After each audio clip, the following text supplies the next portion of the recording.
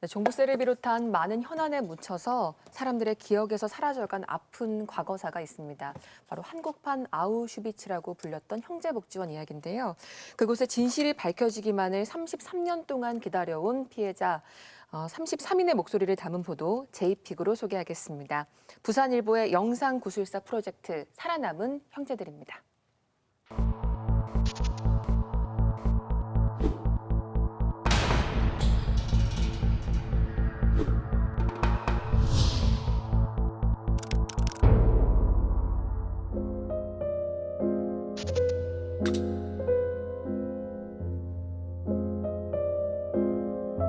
도서에 지옥이었어요. 오줌 싸면요. 그때 대부분 오줌 쌌거든요. 밤에 잠을 안 재웁니다. 그 찌린내는 없고 돌아다닌다니까요. 물탱크에서 나와가지고 진짜 개마트에 맞았죠. 어떻게 맞는지도 기억이 안 나는 거예요. 너무 많이 맞았는 팔도 다치고 코뼈도 나가고.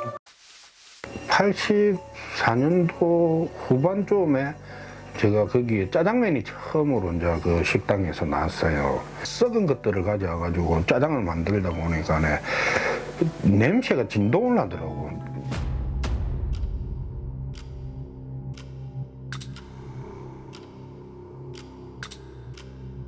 교회로 가는 길이 45도 정도 가는 경사에 극경사예요. 자갈을 지고 뛰어간다고 생각해보세요. 그게 60km예요.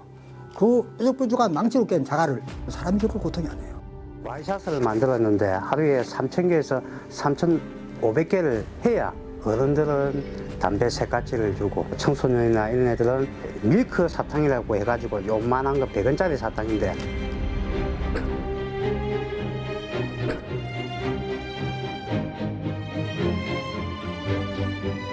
네, 지옥 같은 형제복지원의 참상이 세상에 알려진 지 33년이 지났습니다. 하지만 사건에 대한 진상규명은 87년 당시에 머물러 있는 상황입니다.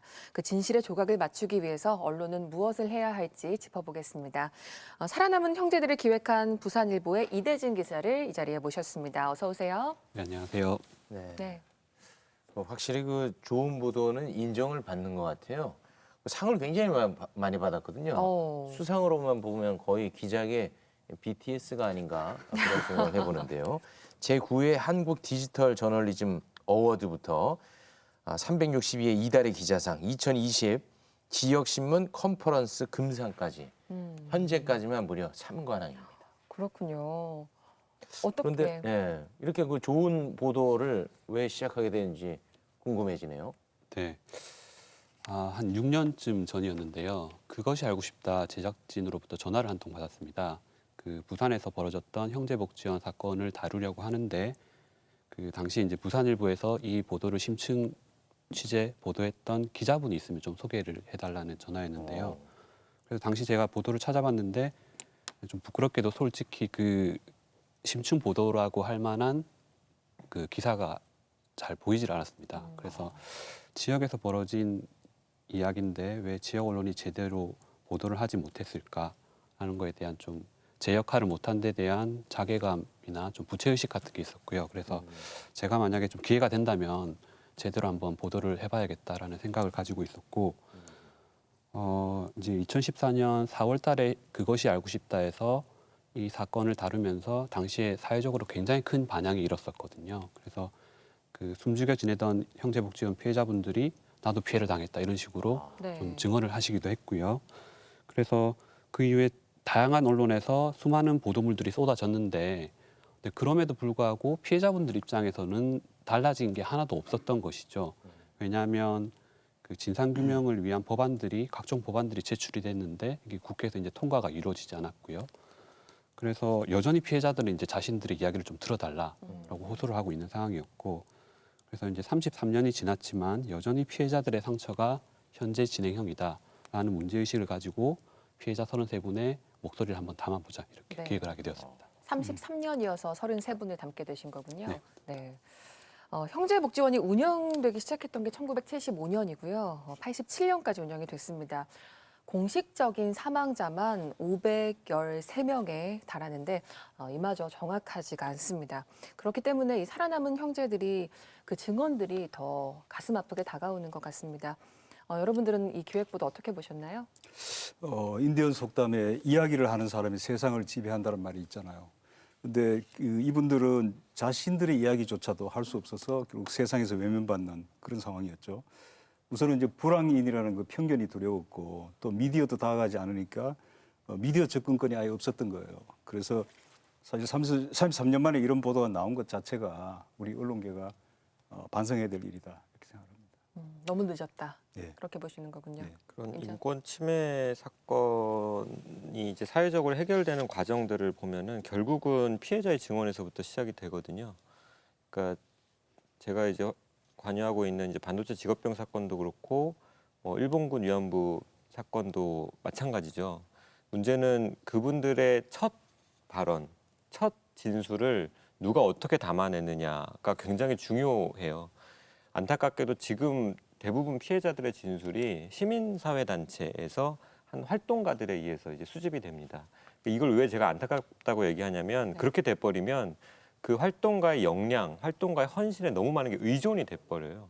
그분들이 잘 모아가지고 이것을 외부화하는 과정에서 언론의 주목을 받으면 이렇게 확산되는 거거든요. 근데 지금 이 사안은 물론 시작은 그렇지 않았지만 어쨌든 피해자의 지금부터 나오는 진술이라도 언론사가 이것을 모으기 시작을 한 거고 이것을 또 직접 외부화하기 시작한 거잖아요. 그러면 사건의 진상이 규명되는 과정이나 언론의 공적 역할을 이렇게 확장시키는 면에서 굉장히 중요한 의미가 있다는 생각이 듭니다. 우리 언론이 갖고 있는 좀 안타까운 점 중 하나가 누가 가해자인지 피해자인지 이런 게 불분명한 영역에 의혹을 던지거나 폭로하는 데 뛰어들어서 그 부분에서 심판 역할을 하는 걸 상당히 즐거워합니다. 그러나 반대로 아직은 진상 규명을 할 수 있는 그러니까 증언자들 있고 기록도 있는 그런 현재적인 문제임에도 불구하고 그것을 현재적으로 표현하지 않아요.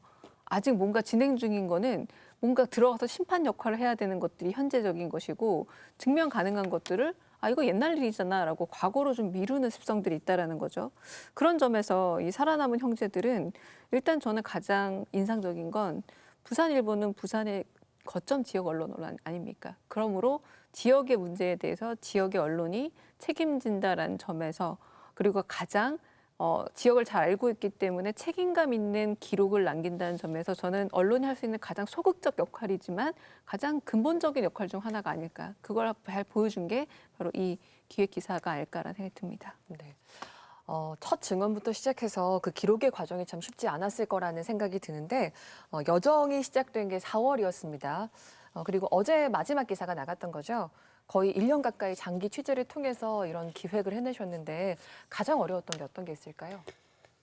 일단은 이 형식 자체가 저희 부산일보에서는 처음으로 시도하는 방식이었고, 그러니까 동영상 구술사 방식으로 그것도 이제 온라인 전용 콘텐츠로 저희가 기획을 했었는데요. 이게 전례가 없는 방식이었다 보니까 이게 과연 끝까지 갈 수 있겠느냐라는 좀 우려와 걱정이 있었고요. 그래서 지면이라면 보통 이제 데드라인이 정해져 있는데 온라인은 그렇지가 않기 때문에 저희가 자체적으로 데드라인을 정했습니다. 그래서 매주 토요일 낮 12시에 한 편씩 업로드를 하겠다라는 목표를 세우고 말씀하셨듯이 어제 마지막 이제 33번째 이야기가 업로드가 되면서 네. 다행스럽게도 잘 마무리가 될 수 있었고요. 네. 그리고 조금 취재진 입장에서 힘들었던 거는 이제 피해자분들이 그동안 묻어뒀던 그 상처, 아픔들을 다시 한번 꺼내시는 과정이 사실은 되게 고통스러운 과정이었는데 그분들의 비할 바는 아니지만 저희 취재진들이 또 이제 그분들의 이야기를 들으면서 또 나름의 트라우마 아닌 트라우마가 좀 생겼던 것 같아요. 그래서 저는 몰랐는데 이제 주변에서 좀 말수가 적어진 것 같다. 왜 이렇게 한숨을 많이 쉬냐 이런 말씀들을 좀 하셨거든요. 그래서 좀 진행을 하면서 나름 또 고비도 있었는데 그럴 때마다 저희가 이 내용들을 이제 SNS 상으로 많이 업로드를 했는데 댓글들을 많이 달아주셨거든요. 대부분이 선풀이었습니다. 그리고 이제 피해자분들과 저희 취재진을 응원하는 댓글들이 많았고요. 그래서 그런 반응들을 보면서 좀 힘을 낼 수 있었던 것 같습니다. 네. 사실 사람이기 때문에 그런 영향을 받는 게 아니겠습니까? 몇 분이나 같이 취재를 하셨나요? 저를 포함해서 한 7명 정도가 취재진으로 구성이 돼서 이 프로젝트를 진행을 했습니다. 다들 머리가 기신가요? 그렇진 않습니다. 방송 전에 하나 분명히 짚은 부분이 있습니다. 네. 협업을 했지만 본인 주도하에 했다라는 거. TF의 분명히 팀장이었다. 짚으시더라고요. 네. 오늘 어째 출연까지 하셨잖아요. 네. 정확하신 모든 시민은 기자다 뭐 이런 말처럼 현장성은 가까이 있어야 커지는 거잖아요. 근데 이런 보도는 정말 서울에서 뭐 며칠 출장 가서 이렇게 할 수 있는 보도가 아니죠. 네. 그래서 정말 지역 언론이 연고와 제보를 잘 활용해서 이런 걸작을 만들었다 생각 들고요. 사실은 세계적인 권위지들도 지역지로 출발했어요. 뉴욕타임스는 뭐 뉴욕의 지역지로 출발해가지고 지역 밀착형 기사를 많이 내보냅니다. 지금도. 그리고 영국의 가디언은 원래 맨체스터 가디언이었어요. 네. 제호가. 그래서 맨체스터가 공장지대잖아요. 네. 그래서 산업혁명기에 부터 시작해가지고 쭉 노동자들의 삶을 많이 보다고 이렇게 했는데 런던으로 옮기고 그러면서 이제 결국 세계적인 신문이 됐거든요. 맨체스터에 맨유만 있는 게 아니었네요. 원래 그랬죠. 그 지금은 이제 본사는 런던에 가 있죠. 예. 네. 좀 진행을 좀 진중하게 부탁드립니다. 네. 우리 저 교수님 말씀처럼 이게 지역 언론사이기 때문에 가능했던 시리즈물이라고 생각하거든요. 근데 거기에다가 이 시리즈는 이제 유튜브, SNS 그리고 네이버 TV에서도 볼 수가 있거든요. 그러다 보니까 지역 언론사의 한계도 극복할 수가 있었던 것 같습니다.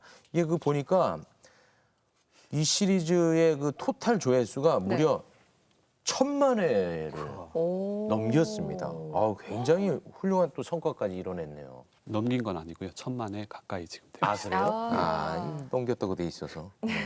넘기게 되겠죠. 네. 그 사내 반응도 뜨거울 것 같은데요. 네, 근데 솔직히 말씀드리면 처음에는 반응이 조금 미지근했어요. 왜냐하면 워낙 타 언론사에서 형제복지원 사건을 많이 다뤄왔었고 해서 뭐 직접적으로 말씀을 하시진 않았지만 속으로 또 형제복지원 이야기냐라고 생각을 하셨던 분들도 있으실 것 같아요. 근데 이제 한 편씩 업로드가 되면서 이제 피해자분들이 이 얘기를 보면 기자들조차 몰랐던 충격적인 사실들이 조금씩 드러나기 시작하거든요. 그런 내용들을 보면서 이제 시리즈가 진행되면서 좀 응원의 말씀들을 많이 해주셨었고요. 그리고 이제 이 프로젝트를 진행하면서 제가 이제 머리를 자르지 않았었는데 그러니까 제 헤어스타일에 대한 관심과 함께 네. 이 프로젝트에 대한 관심도 좀 많이 가져주셨었습니다. 근데 사실 그 머리만 보면은 청학동 지역 언론사 기자님처럼 보이거든요.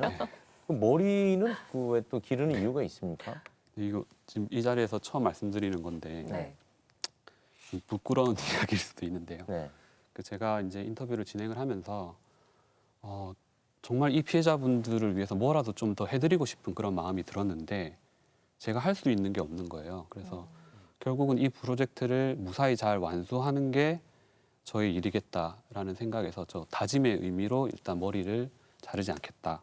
그리고 좀 피해자분들과 함께 하겠다는 어떤 연대의 의미, 제 스스로와의 약속으로 이제 머리를 기르고 있었는데 주변 사람들한테 알리지는 않았고요. 그 주변인들한테는 그냥 코로나 때문에 머리 안 자르고 있다 이렇게 얘기를 했었습니다. 피해자들 인터뷰를 보면 형제복지원 내에서 행해진 수많은 학대, 폭력, 또 강제 노동이 구체적으로 진술돼 있는데요. 유일하게 여성인 증언자는 형제복지원 내에서 당했던 성폭력 피해에 대해서 밝히기도 했습니다. 이게 이 내부에서 좀 성폭력 혹은 성추행 이런 일들이 빈번하게 일어났던 건가요? 네, 그렇습니다. 그 여성 피해자분들도 성적인 피해를 많이 당하셨고요. 그리고 남성 수용자들 사이에서도 그 성폭력이 비일비재했다라는 증언들이 많았었고요. 그리고 이 박순희 선생님 같은 경우는 이제 도망치기 보름 전에 그 중대장으로부터 이제 성폭행을 당해요. 그리고 이제 보름 뒤에 도망을 쳐서 나와서 임신 사실을 알게 되고요. 그래서 10달 뒤에 이제 출산을 하게 됩니다. 그리고 출산한 아기는 어머니가 이제 외국으로 입양을 보내게 되고요. 이 얘기는 저희 부산일보에 처음으로 털어놓으셨는데 어떻게 이 어려운 이야기를 좀 꺼낼 수 있었냐고 여쭤봤더니 부산일보라고 하면 부산 지역 사람들이 많이 볼 거 아니냐. 근데 부산 지역에 여성 피해자들이 많이 살고 계시다고 해요. 근데 아무래도 성적인 피해에 대해서 여성들은 더 이제 털어놓기가 좀 어려우니까 본인의 그 인터뷰를 보고 좀 용기를 내어서 입을 열어줬으면 좋겠다 하는 마음으로 평생 묻어두려고 했던 이야기지만 좀 꺼내봤다 이렇게 말씀하시더라고요. 네. 참 그 인터뷰를 꺼내내시기까지 너무나 어려운 취재를 하셨을 것 같은데 그 밖에도 네 번째 증언자분은 원장실 바닥에 피가 흥건, 한쪽엔 방망이와 수갑이 잔뜩, 13번째 분은 그게 성폭행인 줄도 모르고 멍청한 것들이 방금 말씀하셨던 피해자분입니다. 19번째 증언을 하신 분은 구타, 기절, 장파열, 죽을 고비 5번 넘겼어요. 라는 이야기를 꺼내어 주셨습니다. 언론에서 형제복지원 보도를 처음 다룬 것은 사실 아니었는데 그동안의 보도와 차별점이 있다면 어떤 것들이 있을까요? 그러니까 지금 말씀 중에 이제 처음에 그 이 부산일보 내에서도 또 형제복지원이냐라는 얘기가 나왔다고 하잖아요. 근데 이게 굉장히 여러 번 사실 이슈가 되긴 했었어요. 그 제가 기억하기로는 가령 뭐 박근혜 대통령 시절에 그 초대 국무총리 김용준 씨가 이제 국무총리 인사청문회 할 때도 이분이 그 대법원의 이 사건일 때 주심 대법관이었기 때문에 그 이슈가 됐었거든요. 그다음에 박희태 전 국회의장도 연루가 되어 있다라는 의혹이 있어서 여러 번 이슈가 됐었고, 그래서 들어봤던 많은 사람들에게 들어봤던 사건이고, 아무리 내용이 막 잔인하고 잔혹하고 좀 비참하고 이런 또 우리에게 분노를 일으키고 하는 사건이라도 계속 듣게 되면 약간 이제 무뎌지죠. 그다음에 하나의 사건으로 그냥 인식이 되는데 이분들의 진술이 구체적으로 나오기 시작하고 얼굴이 보여지기 시작하고, 그냥 내가 거기서 무슨 일을 당했다가 아니라 어디서 어떻게 끌려갔는지, 네. 어떤 일이 있었고 어떻게 나오게 됐는지 그런 서사가 이렇게 얘기가 되기 시작하면 사건의 인격이 부여된다고 할까요? 그러니까 하나의 사건처럼 느껴지는 게 정말 사람의 일처럼 느껴지고 또 내 이웃의 일처럼 느껴지면서 그러니까 효과는 사실 이 사건이 전달되는 효과는 크게 증폭이 되는 거죠. 그래서 사실은 이 말씀을 하시는 분이 제일 힘들고 듣는 과정도 힘들고 또 이거를 알려진 영상을 보는 사람들에게도 사실 힘든 과정들이지만 이게 굉장히 중요하다라는 거예요. 그래서 저는 부산일보 이번에 인터뷰 영상 쭉 올라온 거를 보면서 일단은 말씀해 주신 분들에게 너무 감사하고 이거를 잘 모아주신 분들에게 너무 감사하다는 생각이 많이 들더라고요. 그 영화 캐릭터 중 하나인 조커의 원형이 그 빅토르 이고의 웃는 남자에 나오는 입이 찢어진 소년이 원형이거든요. 그 입이 왜 찢어졌냐면 그 당시 워낙에 사회적으로 무지하고 묵인 아래서 아이들이 인신매매가 자행이 되었고 신체 변형이 이루어졌던 겁니다. 그러니까 저는 이 사태와 별로 다르지 않다고 여겨지는 게 몰래 누군가 범죄를 한 게 아니라는 거예요. 이 사건 자체가. 국가가 어떤 점에서 주도하고 개인도 건수를 올려서 어떤 점에서 이익을 도모했던, 그럼에도 불구하고 제가 어렸을 때 들었던 말들 중에서도 기억나는 게 가끔 어르신들이 저런 놈은 삼천교육대 보내야 돼 이런 말들을 하셨어요. 그러니까 모두의 묵인 아래 형제복지원이라는 것이 없어서 우리가 몰라서 숨겨져서 이루어진 폭력적인 행위가 아니라 이 문제를 문제로 자인하지 못하고 각인하지 못했던 우리의 문제라는 걸 지금 시간이 흘러서 다시 봤더니 얼마나 우리가 이 부분에 대해서 둔감했던가, 그리고 얼마나 비윤리적인 문제에 대해서, 그리고 아동인권, 특히 인권 유린 상황에 대해서 우리가 일종의 유예를 두고 일종의 면죄부를 줘왔던가를 알 수 있어서 저는 개인적으로도 굉장히 좀 스스로도 부끄럽기도 했고, 많은 분들이 여기서 당시의 책임자뿐만 아니라 많은 분들이 함께 부끄러워할 만한 그런 기사의 어떤 형태가 되지 않았나라는 생각이 듭니다. 저는 가해자 쪽에 주목을 해서 봤는데요. 그 미국 잡지의 뉴요크 특파원이었던 한나 아레트가 이 유대인들을 수용소로 끌고 갔던 아이만의 그 재판기를 썼잖아요. 네. 그때 이제 악의 평범성에 대해서 얘기를 했는데 정말 이 평범한 복지원의 직원들, 경찰, 부산시 공무원들이 얼마나 이게 쉽게 일상적으로 이런 그 악의 폭력성에 빠져들 수 있는가, 이거를 정말 적나라하게 드러냈다, 이런 느낌을 갖고 봤습니다. 그분들도 사실은 가해자이자 피해자이다. 그렇죠. 이렇게 예, 볼 수 예. 있겠네요. 근데 이 피해 내용이 굉장히 그 진짜 처참하지 않습니까? 특히 그 한종선님께서 당시 이제 피해자, 네.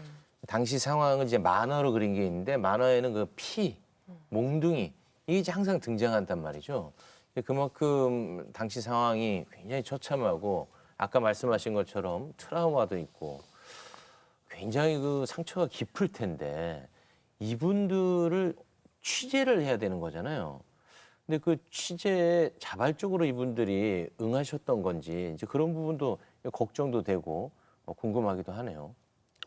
네, 물론 이제 피해에 사실을 털어놓기 꺼려하시는 분들도 꽤 많았고요. 근데 그거를 저희가 강제를 할 수는 없기 때문에 예. 최대한 이제 의지가 있으신 분들을 위주로 해서 저희가 인터뷰를 진행을 했었고요. 인터뷰 하셨던 분들 대부분은 이제 내 이야기를 좀 들어달라, 그리고 또 내 목소리를 좀 전해달라, 이런 욕구가 굉장히 많으셨습니다. 네. 그래서 언론사 입장에서 당연한 책무긴 하지만 피해자분들의 억울함을 풀어드리고 이분들의 귀와 입이 되어 드려야겠다라는 목표를 가지고 인터뷰를 진행을 했었습니다. 네. 그 피해자를 어떤 증언을 듣기까지 이 사람이 정말 피해자인지 피해자를 좀 행세하는 사람들도 있었다고 들었는데 그건 어떤 건가요? 맞습니다. 저희도 사실 잘 몰랐는데 이런 중차대한 사건 같은 경우에 언론 보도가 많이 되다 보면 그 언론 보도를 보고 일종의 학습을 해서 예. 피해자 행세를 하는 소위 가짜 피해자라고 하죠. 이런 분들도 있다고 하더라고요. 그래서 사실 인터뷰를 선정할 때 저희가 그 부분이 굉장히 조심스러웠는데 이 부분에 있어서 사실 제일 큰 도움을 주신 분들이 피해 당사자분들이셨거든요. 네. 그래서 그분들은 피해자인지 아닌지를 딱 보면 안다 그러시더라고요. 몇 마디만 나눠보면 한 공간에서 이렇게 경험을 했었기 때문에 몇 마디만 나눠보면 그리고 특정 질문을 던져보면 이 사람이 직접 경험한 일인지 아니면 어디서 듣던 얘기를 가지고 와서 자기가 피해자 행세를 하는 것인지를 판별을 할 수 있다고 저희가 그렇게 이제 좀 도움을 받았었고요. 네. 그래서 대체적으로 저희가 조금 신뢰할 수 있는 피해자분들을 통해서 다음 인터뷰를 소개를 받았고 저희 부산일보를 통해 직접적으로 연락이 오시는 분들도 있었어요. 이분들 같은 경우는 사실 저희가 검증을 하기가 쉽지가 않기 때문에 오히려 또 피해자 모임 쪽으로 연결을 해드려서 좀 얘기를 나눠보시게 하고 확실하게 피해자라는 어떤 네. 검증이 되면 저희가 인터뷰를 진행하고 그런 식으로 진행을 했었습니다. 방금 교수님이 말씀하셨던 것 중에서 그 내부에 있는 그 직원들이라고 할까요? 그들의 이야기는 어떻게 보셨습니까? 예, 사실 저희가 피해 생존자분들을 인터뷰를 했다고는 하지만 피해자와 가해자를 명확하게 구분할 수 없는 그 중간지대에 있으신 분들이 꽤 있었거든요. 왜냐하면 이 형제복지원의 통제 감시 시스템이 되게 독특한 구조였기 때문에 그런데요. 그러니까 형제복지원 박인근 원장과 그 일가들이 직접적으로 통제를 하는 게 아니라 네. 수용자분들 중에서 감시자, 통제자를 선정을 해서 이분들을 통해서 수용자를 감시를 하는 그런 시스템이었습니다. 그래서 사실 가해자이기도 하지만 이분들은 또 피해자들이기도 했던 것이죠. 그래서 이 전반적인 상황을 이해를 하려면 피해자분들의 목소리만 들어서는 안 되고 그런 다양한 역할을 하셨던 분들도 같이 목소리를 들어야 돼서 그런 분들도 좀 섭외를 해서 목소리를 들었었습니다.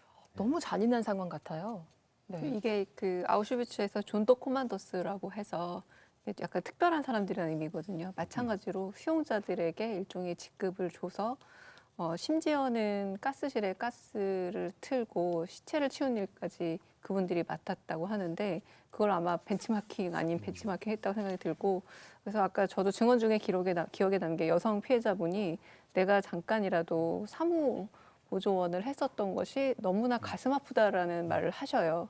당신이 피해자임에도 불구하고 그때 당시에는 어떤 점에서는 다른 피해자들보다는 조금 더 편한 위치 내지는 조금 마치 피고용인 같은 느낌을 잠깐 가졌다는 게 훨씬 더 이중의 피해를 주는데 그런 점에서 육체적인 피해뿐만 아니라 굉장히 정서적인 낙인도 깊게 남긴 사건이 아닌가 싶습니다. 네, 좀 교묘했네요. 네, 참 여러모로 어찌됐든 우리 기자님이 굉장히 의미 있는 일을 한 게 인터뷰 기사에서 그치는 게 아니고 그 피해자에 대해 증언을 고스란히 이제 기록한 디지털 아카이브를 또 만들었습니다. 그러니까 일종의 국가 폭력에 대한 증거 수집을 네. 해놓은 것이 아닌가 그런 생각을 해봅니다. 네, 말씀하신 그 디지털 아카이브를 보면 증언, 증거, 기억, 기록의 카테고리로 구분이 돼 있고요. 형제복지원 사건의 전말이 낱낱이 기록돼 있습니다. 한 번쯤 들어가 보셔서 좀 여러 가지 상황들 직접 클릭해 보시면서 보시면 참 좋을 것 같습니다. 그동안에 많은 기획 보도들이 접근하려는 시도들이 있었지만 이렇게 기록물의 형식을 띈 건 정말 최초인 것 같거든요. 네, 저희가 이 인터뷰 프로젝트를 진행을 하면서 사실 처음 기획 단계부터 디지털 아카이브 형식의 인터랙티브 페이지를 만들어야겠다고 계획을 세웠었고요. 그 이유는 아무래도 이제 33편의 인터뷰를 다 찾아보시는 분들이 많지는 않을 거고 그래서 이 이야기를 한 군데 모으고 그리고 기사와 동영상으로 저희가 소화하지 못한 많은 또 발굴된 자료들이 있습니다. 이런 자료들도 같이 한 공간에 모아서 이 일종의 온라인 참상 기록관 형식이죠. 이 사이트에 들어가서 하나하나 클릭해서 확인을 하다 보면 이 형제복지원 사건의 전반적인 어떤 실체에 대해서 이해를 할 수 있도록 그렇게 저희가 기획을 했었습니다. 네. 눈에 띄는 사실 이런 아카이브인데 이런 걸 어떻게 평가할 수 있을까요? 제가 강희정 사실은 교수님? 네. 보면서 좀 부러웠던 게 제가 이제 하고 있는 반올림 활동 관련해서 이런 거를 만들어야겠다는 생각만 계속 하다가 더 막 자극이 됐어요. 너무 중요한 게 그 사건 알려면 어디로 가야 돼? 라고 질문 많이 하거든요. 그러니까 백서라는 예전에는 이제 백서라는 형태로 두꺼운 책을 만들었어요. 자료적으로 다 모아가지고. 근데 이제는 백서를 그걸 누가 보관하고 거기에 어떻게 접근하고 이게 문제가 되니까 불편하니까 디지털 아카이브 형태로 많이 가는 거거든요. 근데 사실은 이것도 한 언론사가 이렇게 좀 능동적으로 적극적으로 나서지 않았으면 이런 게 만들어졌을까. 그러니까 이제는 형제복지원 사건 알려면 어디로 가야 돼? 하면 이거 주소를 알려주면 되는 상황이잖아요. 그리고 정말 게시판 형태로 자료를 모아놓기만 한 게 아니라 보고 싶은 그러니까 찾아온 사람으로 하여금 뭔가 이렇게 참여하게 만들었기 때문에 더 기억에 많이 남을 수 있는 시스템이고 다만 이제 아쉬운 거는 저는 이 사건과 관련해서 제일 좀 황당했던 것 중에 하나가 재판 과정이에요. 그러니까 검사와 법원, 검찰과 법원이 이 사건에 저는 많이 연루되어 있다는 생각 많이 하거든요. 근데 재판에 대한 부분이 조금 더 보완됐으면 좋겠다라는 생각이 들더라고요. 이게 뒤늦게 수사를 하려고 해도 관련 자료는 물론이고 신문 기사조차 이제 잘 찾아볼 수 없으니까 네. 결국 이제 진상 규명도 잘 안 되고 이런 상황이죠. 워싱턴 포스트 회장이었던 캐서린 그레임은 뉴스는 역사의 초고다 이런 얘기를 했어요. 근데 이번 정말 디지털 아카이브야말로 진상 규명을 위해서도 그렇고 또 역사의 어떤 사초구시를 한다 이렇게 생각이 들고요. 이거 말고도 사실 국토건설단이라든가 또는 삼청교육대라든가 이런데 아직까지 생존자가 있습니다. 근데 이런 사람들을 좀 심층 보도를 하고 인터뷰를 하고 이렇게 그 아카이브를 만들어야 된다고 생각을 합니다. 네. 그러니까 언론사가 어떤 프레임이나 어떤 헤드라인을 썼는가가 아니라 결국에 남는 건 어떤 기록을 그 언론사가 가지고 있느냐가 사후적으로 그 언론사에 대한 평가가 될 거라고 봅니다. 그렇게 보자면 사실 굉장히 다양한 학계에서 뭐 국어, 국문학, 사회학, 때로는 영화를 만드는 스토리텔러들, 행정학 이런 분들이 신문을 1차 자료로 활용해서 그 논문이라던가 혹은 연구 혹은 다른 2차 작업들을 진행하는 경우 굉장히 많거든요.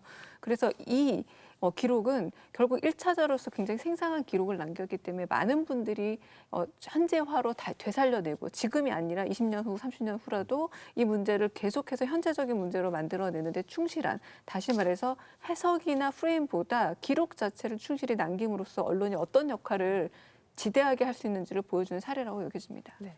그렇게 되기 위해서는 20, 30년 동안 이게 남아 있어야 한다는 게 전제가 돼야 될 텐데 디지털 아카이브가 사실 오래만 운영되고 사라져 버린다면 네, 우리가 이걸 이렇게 사회적인 의미로 더 확장하기 어렵지 않겠습니까? 언제까지 운영이 되는 건지도 진상규명 자료로 실제로 활용이 될 수 있는 건지도 좀 궁금하거든요.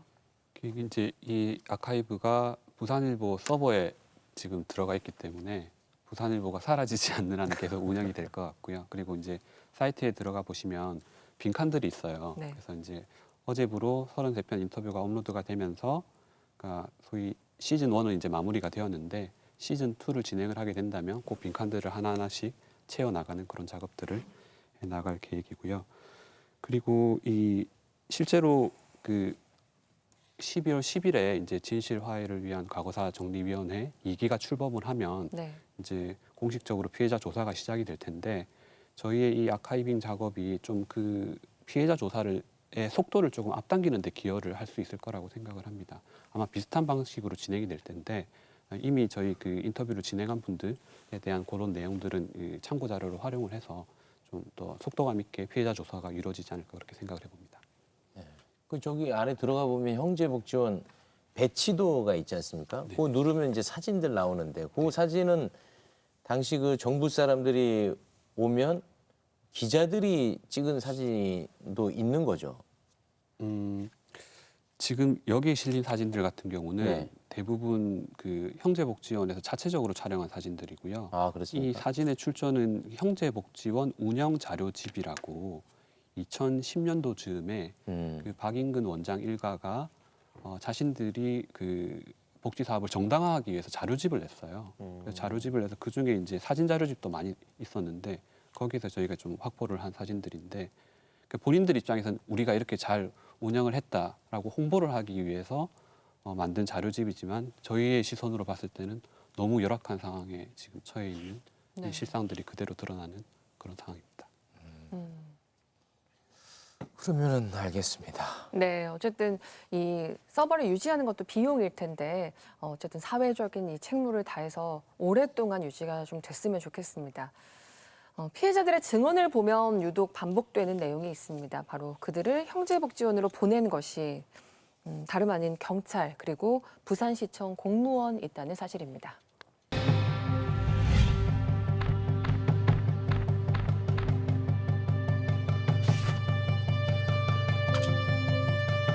그냥 학교에서 주더라.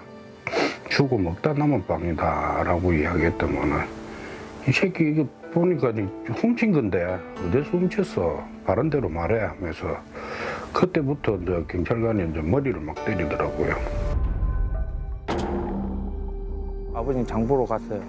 근데 좀 있다가 이제 형제원 차가 와서 실어 간 거죠, 나는. 나중에 나오고 나서 아버지가 하는 말로는 경찰이 하는 말이 애가 도망갔다고 하더래요. 공무원 직원한테 우리 집은 저 바다 건너 저게 되고 알아서 집 보내줄 테니까 가만히 얌전히 앉아 있으라고 하더라고요. 그 빵을 주더라고요. 빵 하나씩 먹고. 좀 있으니까 행정원 차가 와가지고 튀어가 버리는. 아무리 국가가 계획적으로 행한 국가 정책이었다 하더라도 우리 일반 시민사회가 그거에 대해서 동의하고 함께 협력하지 않았으면 이런 사건은 발생될 수 없었을 거라고 생각해요. 주목해봐야 되는 것이 1975년 12월 내무부 훈령 410호인데요. 30번째 증언자인 남찬석 교수에 따르면 이 내무부 훈령 410호가 발효된 이후에 형제복지원 수용자의 3분의 2 이상이 경찰에 의해서 잡혀온 사람들이었다고 합니다. 임정인 변호사, 이 내무부 훈령 410호에 어떤 내용들이 담겨 있던 건가요?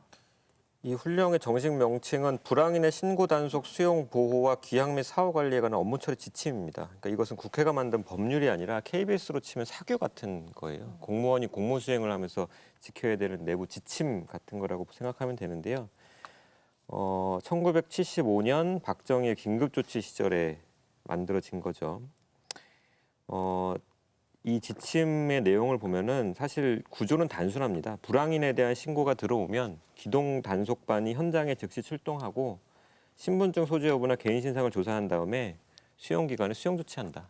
이러한 구조를 가지고 있는데 가장 문제적으로 보이는 것은 그 신고 단속 수용 대상인 불황인이 누구냐예요. 네. 그 정의를 읽어보면 일정한 주거가 없이 관광업소, 역, 버스, 정류소 등 많은 사람이 모이거나 통행하는 곳과 주택가를 배회하거나 좌정하여 구걸 또는 물품을 강매함으로써 통행인을 괴롭히는 거린, 껌파리, 앵벌이 등 여기서 핵심인 것 같은데요.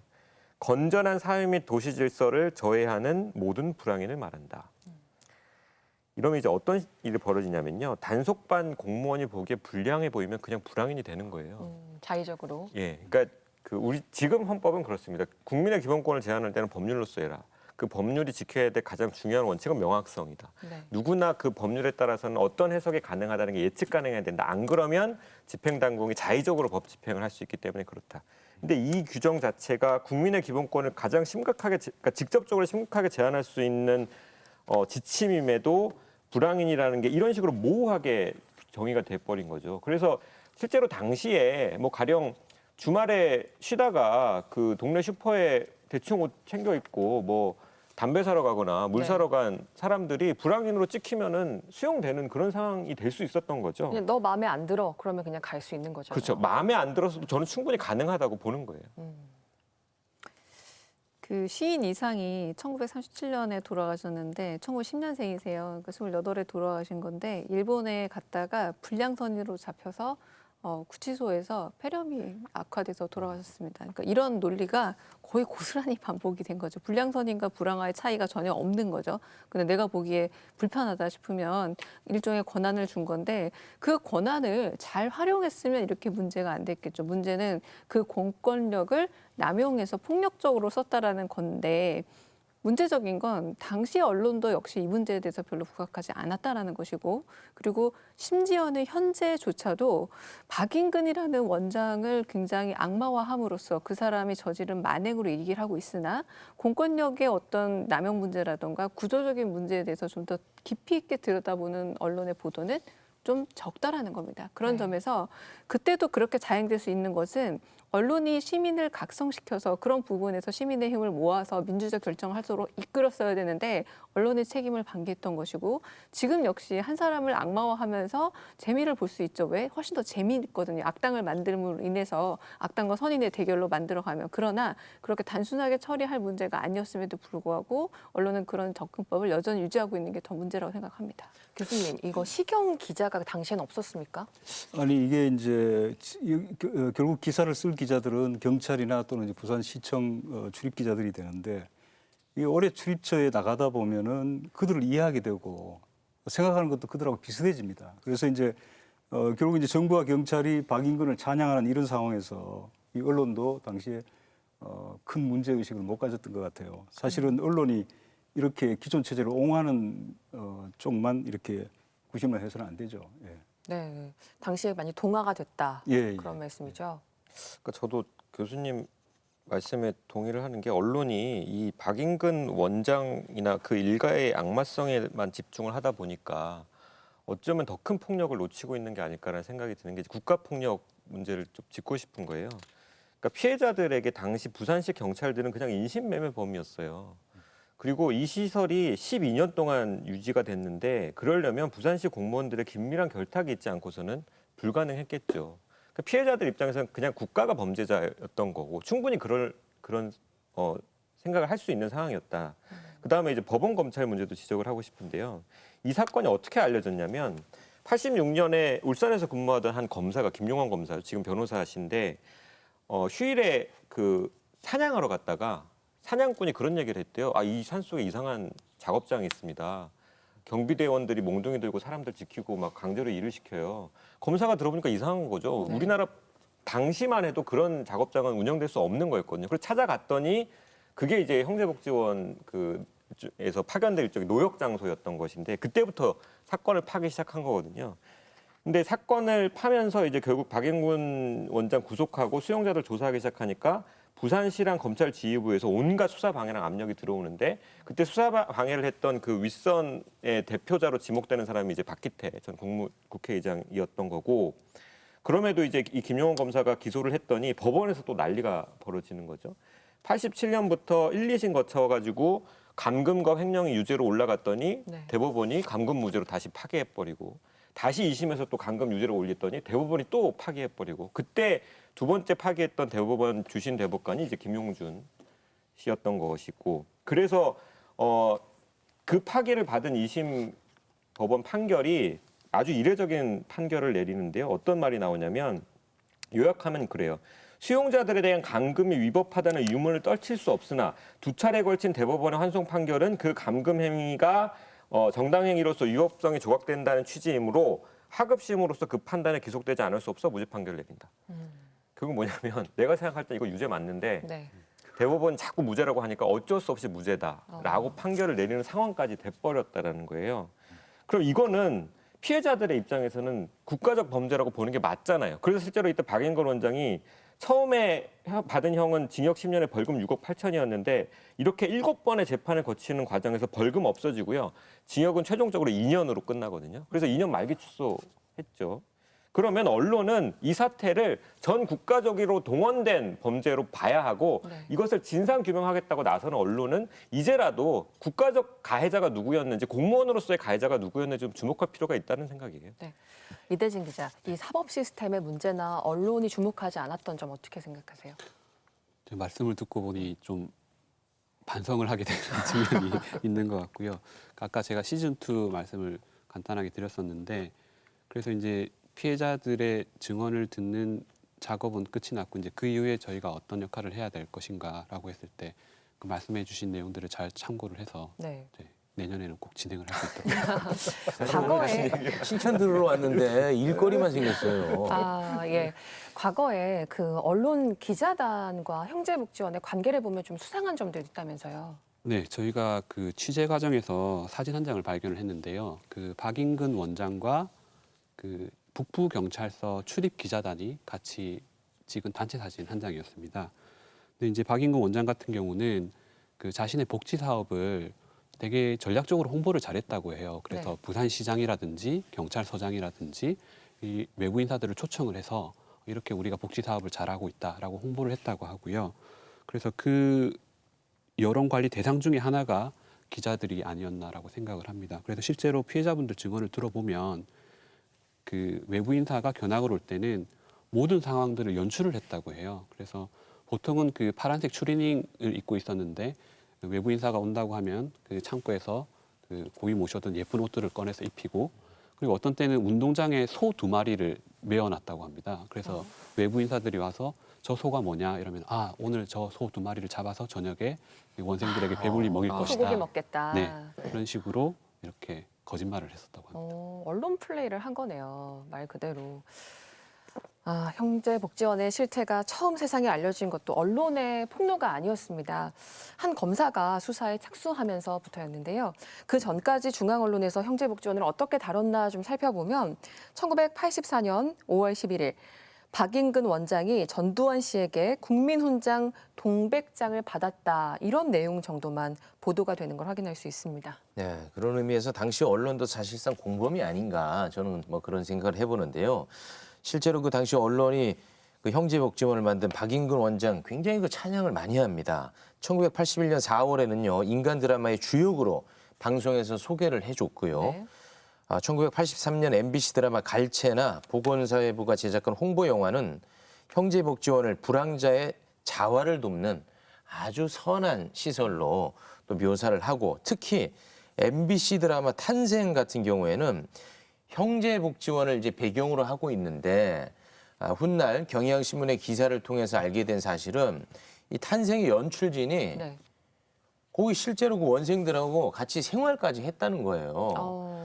그래서 저는 이제 두 가지가 궁금한데 왜 당시 언론들은 이런 것들을 외면했는지 그리고 조심스럽게 또 궁금한 게 이렇게 그 기자들도 오고 뭐 제작진들도 오고 외부인들이 이렇게 왔을 때 왜 그 피해자분들이 도움을 청하지 않았을까? 그 부분도 좀 궁금하긴 합니다. 저희도 그 인터뷰 진행 과정에서 그 부분을 좀 여쭤봤었는데요. 일단 기본적으로 워낙 그 폐쇄적으로 통제되던 시스템 하에서 생활하셨던 분들이기 때문에 그럴 엄두를 못 내셨다고 해요. 그리고 이제 인터뷰 대상자가 되는 분들 같은 경우는 이제 철저하게 선별을 해서 이렇게 인터뷰를 진행을 했었고, 그리고 외부인과는 대화를 못하도록 일절 대화를 못하도록 함구령을 내렸다고 합니다. 그래서 갑자기 생각이. 네, 아니 내부 고발자가 되는 게 참 쉬운 일이 아니었다는 말씀이죠. 네. 예, 그럼 도움을 요청했던 피해자도 없었던 거죠 당시에는. 아무래도 그러기 쉽지 않았던 현실. 네, 그래서 아마 군대를 생각해 보시면 될 것 같아요. 그 철저한 통제하에서 이제 단체 생활을 하는데 외부인이 방문을 했다고 해서 일개 사병이 혼자 그 방문인을 만나서 미주알 고주알 얘기를 할 수가 없잖아요. 그래서 거의 뭐 단체 생활 위주로 생활을 하면서 개인 활동, 개별 활동 자체가 불가능했던 그런 상황 속에서 고발을 할 수 없었던 것으로 그렇게 추정이 됩니다. 네, 교수님. 네. 이렇게 보도가 안 되고 왜곡된 이유가 당시에는 정부 시책으로 그 불황인 집단 수용 정책에 시비를 걸 수 있는 언론 자유가 없었던 시대예요. 전두환 정권은 언론을 통폐합하고 중앙 언론사들은 지역 주재 기자를 못 두게 했고 또 1도 1사 정책이라 그래서 이 부산에는 부산일보 하나 이렇게만 이렇게 뒀거든요. 이게 경쟁이 없는 상태에서 이런 언론의 환경 감시 기능이 아주 미약했고 결국 이런 사태가 터진 것 같고요. 네. 그리고 부산일보가 이번에 뭐 좋은 보도를 했지만 사실 당시 부산의 유일한 신문이었잖아요. 그래서 반성할 부분도 있다고 보고요. 그리고 이제 형제복전 사건이 발생하기 전에 부산일보는 이 원생 사망했다 해서 단신만 몇 개 이렇게 보도를 하고 네. 또 뭐 폭행의 흔적이 있다 뭐 이 정도 보도에 그쳤거든요. 예. 당시 부산일보도 자신의 역할을 예. 좀 망각했다. 예. 예. 뒤늦게 뭐 만회는 했지만 네. 지금 그래도 잘하고 계시죠? 예, 예. 네. 어쨌든 불황자라는 단어는 사실 요즘 거의 쓰지 않는 단어잖아요. 격세지감이 느껴진다는 분들도 계실 것 같습니다. 84년 3월에 형제복지원 내 분교 설립 소식을 전한 부산일보의 한 보도에서는 원생들을 이렇게 보도하고 있습니다. 거의 고아, 미아, 가출아로서 거리를 떠돌다 수용된 이들은 기회만 있으면 탈출을 시도하며 이곳 어린이들은 공중 도덕심이 희박하고 옆자리 친구의 학용품을 집어오는가 하면 갑자기 감당할 수 없을 정도로 난폭한 행동을 보여서 생활 지도가 참 어렵다고 묘사를 합니다. 어떻게 언론과 사회에서 형제복지원 그 안에 아이들을 바라봤는지 그 시선이 고스란히 담겨 있는 그런 묘사인 것 같은데요. 실상을 파악하는 데 좀 걸림돌이 됐겠죠. 그 부산일보 기자를 또 모셔두고 이렇게 비판하니까 뭐 그렇긴 한데 뭐 위로 아닌 위로를 좀 드리자면 부산일보뿐만 아니라 당시 뭐 대부분의 언론들의 시각은 또 뭐 비슷하지 않았을까 싶습니다. 그 불황아들을 계몽의 대상으로 인식했었고 사회의 골칫덩이로 이렇게 인식했던 것 같아요. 요 기사 제목을 잠깐 보면 88년 7월 30일 경향 같은 경우에는 불황인 대책 없나? 이런 제목의 기사가 있네요. 저희 그 피해자분들이 인터뷰에 응한 이유 중에 하나가 그 불황아라는 사회적 편견으로부터 벗어나서 이제는 좀 남은 생을 당당하게 살고 싶다 이런 마음을 많이 가지고 계셨었거든요. 그래서 그 불황인에 대한 편견이나 인권 의식의 부재가 당시 일반 시민 사회와 언론에 만연했었다고 생각을 하고요. 일단 그 구걸하는 사람들이 거리에서 사라지면 이제 거리가 깨끗해지잖아요. 그리고 동네에서 시끄럽게 말썽을 부리는 사람들이 잡혀 들어가면 이제 마을이 조용해지니까 실제로 그래서 주민분들 중에서 신고를 해서 잡혀갔던 분들도 많다고 해요. 그래서 그 언론을 포함해서 일반 시민사회 모두가 알게 모르게 이렇게 형제복지원의 공모자가 되지 않았나 이런 생각을 해봅니다.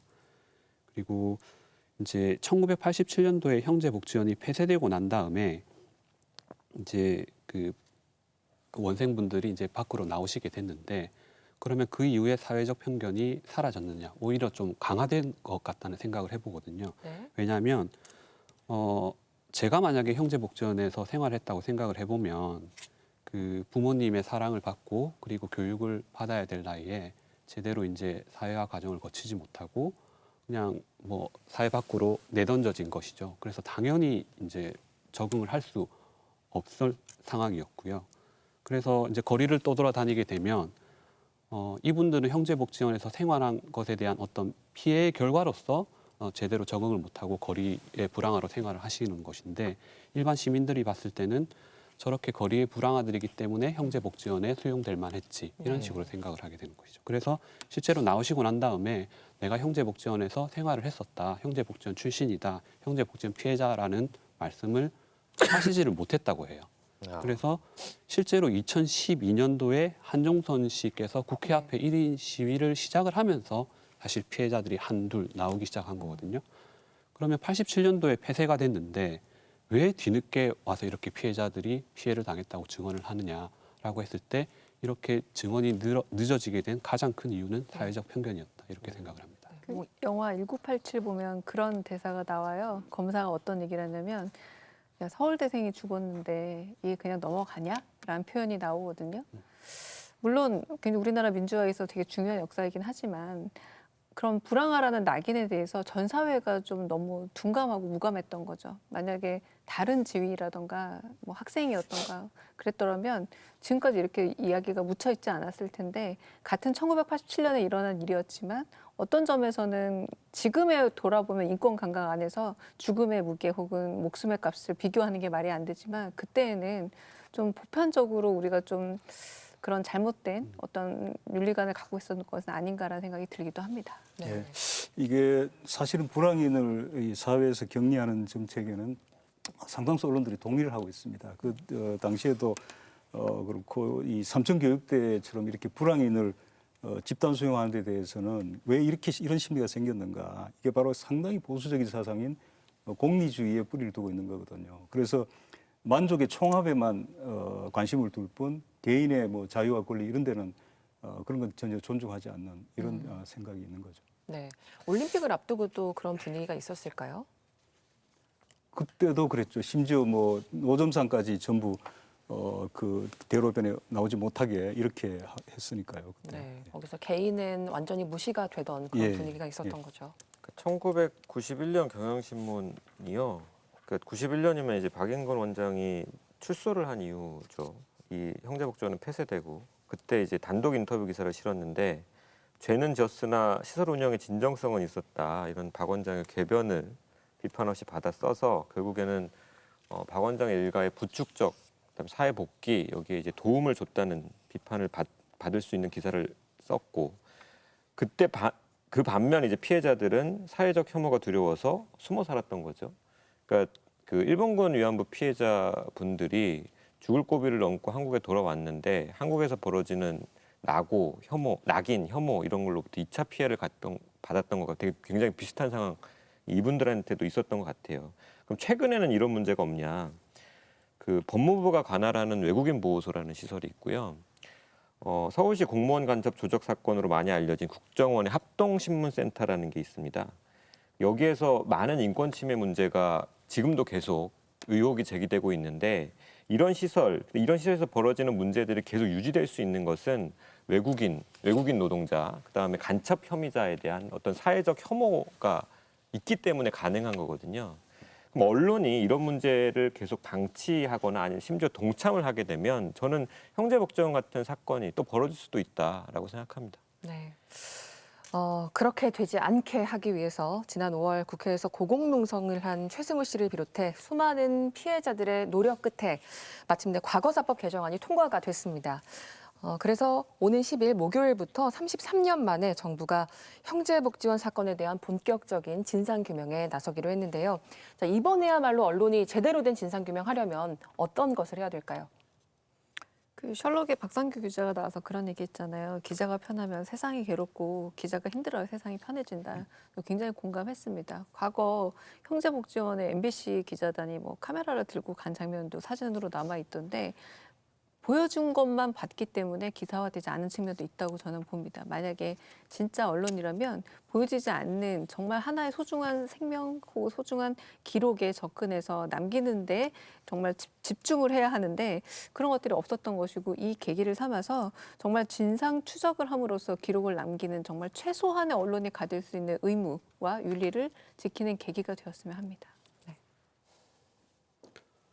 그리고 지금 피해자분들께서는 형제복지원 사건이 이제 과거사 정리위원회 조사할 여러 사건들 중에 n분의 1이 되지 않을까, 좀 중심에서 밀려나지 않을까 하는 좀 우려를 가지고 계시거든요. 그래서 기록이 없다는 이유로 피해 사실을 인정받지 못하는 것에 대한 또 걱정도 가지고 계시고요. 그래서 피해 조사가 좀 더 피해자 중심으로 이루어질 수 있도록 좀 챙겨야 될 것 같고, 그리고 진상 규명과 함께 책임자 처벌을 위한 또 여론을 이끄는 역할을 언론이 좀 해야 되지 않을까 생각을 합니다. 네, 20대 국회에서 이 과거사법 개정안을 통과시키면서 피해자들에 대한 배상 조항이 재정 부담이 된 데서 이걸 삭제했었어요. 21대 국회에서는 이 문제를 좀 제대로 다루도록 언론이 심층 보도를 계속 할 필요가 있을 것 같고요. 지금 증언자의 대다수는 그 생활이 매우 어렵고 또 트라우마에 시달리고 이런 형편이거든요. 그래서 언론이 문제를 제기하고 그다음에 수사기관이 제대로 조사를 하고 정부가 사후조처를 통해서 뭐 배상이든 보상이든 제대로 해야 된다고 생각을 합니다. 그때 당시부터 사실은 언론이 그 계기를 제공해야 되는데 직무유기를 한 셈이죠. 앞으로 그러면 어떻게 해야 될까요? 그러니까 제대로 심층 보도를 하고 이제 뭐 지방에서 저런 보도를 했지만 또 우리나라의 대부분 정책 결정권자들이 서울에 다 몰려 있단 말이에요. 중앙 언론사들이 여기 뛰어들어서 제대로 해줘야 되는 겁니다. 부산일보뿐만 아니라, 예, 이제는 중앙에서도 예. 더 집중을 해야 된다. 예. 네. 이전 변호사. 우리 사회에서 그런 심각한 인권 침해 문제의 어떤 가장 큰 책임 있는 가해자로 지목되는 개인이나 그 일가가 안타깝게도 솜방망이 처벌을 받고 그 이후에 대대로 잘 먹고 잘 사는 그런 사례들이 좀 있죠. 친일파 일가들이 좀 그렇고요. 지금 전두환 씨 같은 경우도 그런 모습을 우리가 보고 있죠. 박인근 일가는 어떻게 살고 있느냐. 일부 보도를 보면 그 후세에서 여전히 많은 재산을 상속을 받아서 잘 살고 있다라는 기사들이 좀 나오거든요.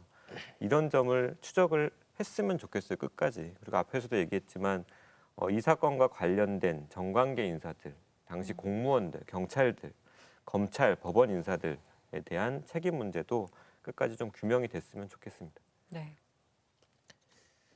자, 우리 저 기자님 오늘 또 괜히 나오셔가지고 일거리만 또 안고 가게 됐는데 앞으로는 어떤 취재와 어떤 보도를 더 하실 건지 여쭤봐도 될까요?